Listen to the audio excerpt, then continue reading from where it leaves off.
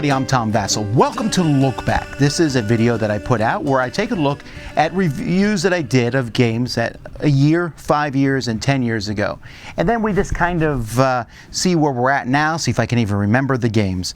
So we'll start with hopefully ones I can remember. This is a year ago. So first of all, we have Titanic.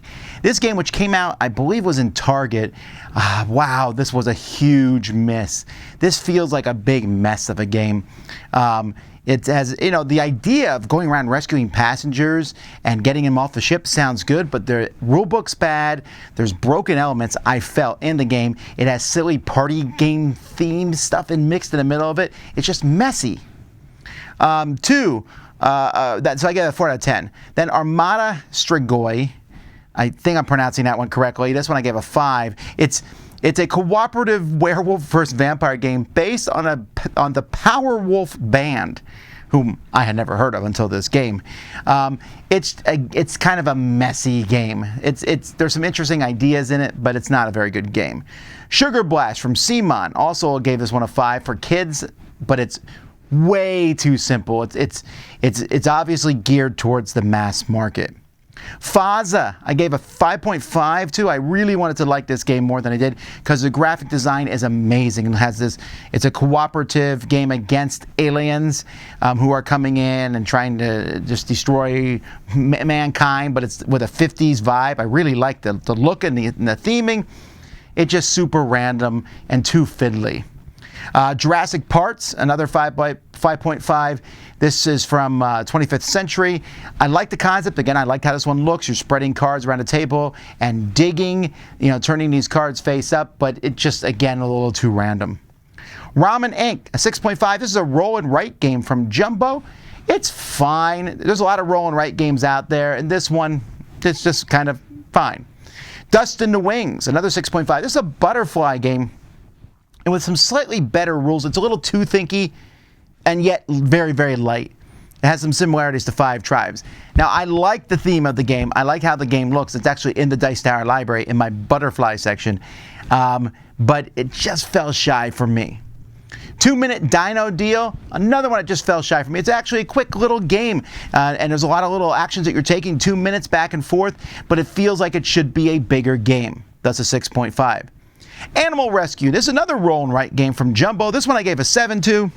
This one you draw little pictures of animals based on dice. It's like a roll and write game for kids.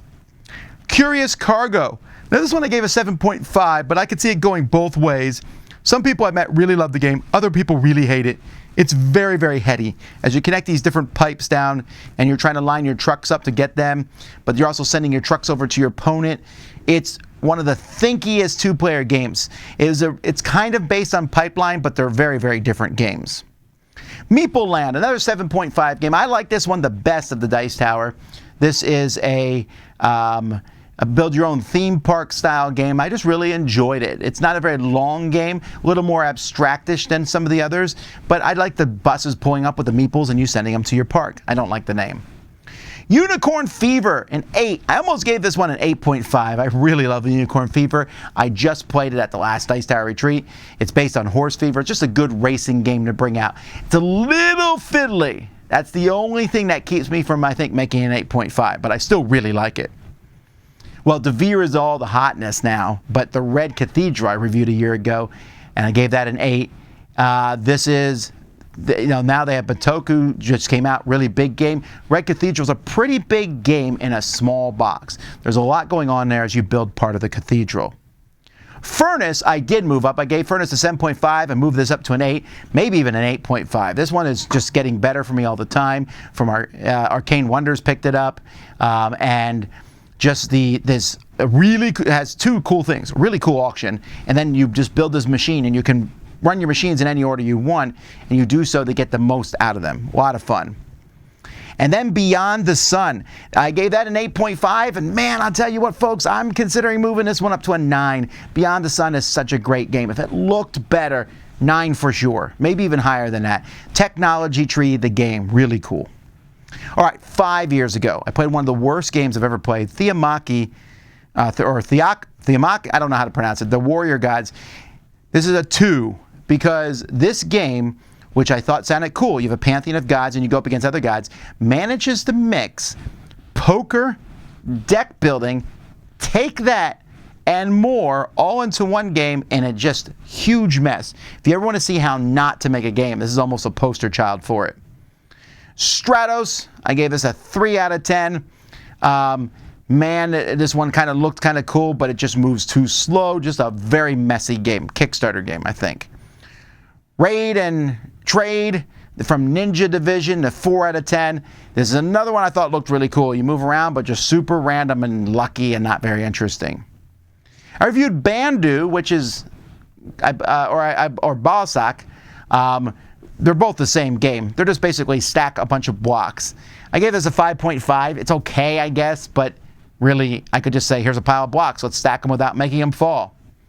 The Perfumer, this I dropped from a 7 to a 6. This is a really cool idea where you smell stuff. I mean, very few games use that sense. But it's more of a novelty than not, and I realized I've never gone back to it. So it's cool and fun, but it's not one I want to keep. Go Cuckoo, this one's a 6 with little sticks from Haba, like a dexterity game. Rubik's Race, another 6. This is just basically slide puzzles back and forth. It should have been horrible, right? I looked at it, I was like, this is terrible. I played, I was like, it's not bad. I don't want to do much more of it, but it wasn't bad, thus a 6.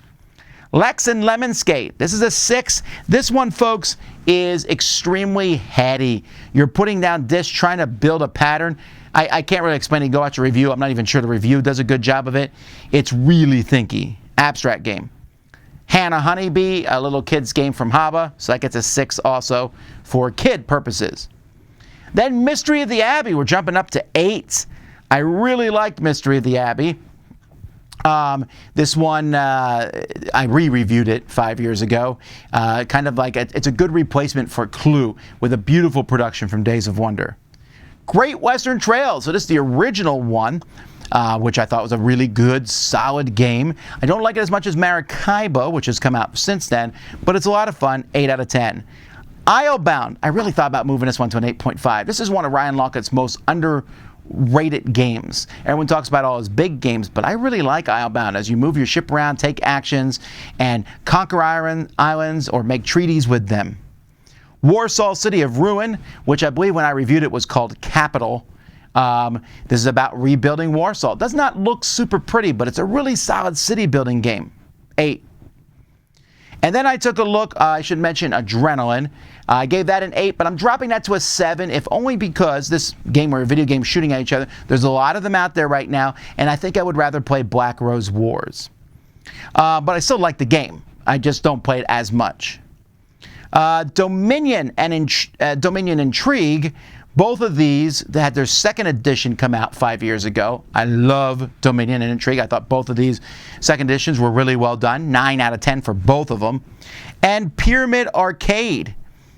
Pyramid Arcade, just a fantastic, all these little pyramids that you can play a bunch of games with from Looney Labs. Just a fantastic thing overall.